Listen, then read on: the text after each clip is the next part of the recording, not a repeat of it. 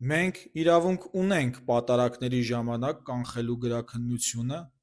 և ոչ ոք իրավունք չունի պատարակների ժամանակ գրաքննություն իրականացնելու։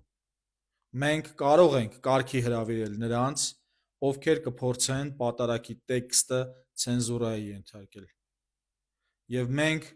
կարգի ենք բերում այն տեքստերը, որտեղ պատարակի տեքստերը ցենզուրայի են ենթարկել։ Ահաբեկչական խմբավորման պարագլուխ Նիկոլ Փաշինյանը հերթական ներազգային թշնամանքն է հարուցել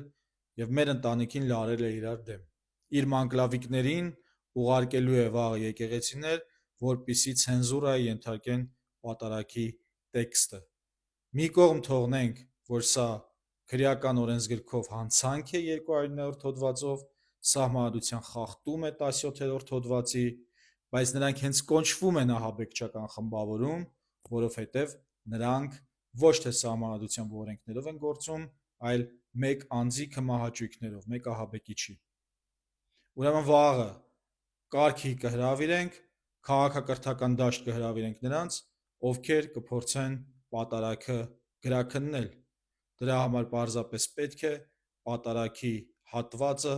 ավելի բարձր երգել, որպեսզի խլանան գրաքննիչ ահաբեկիչների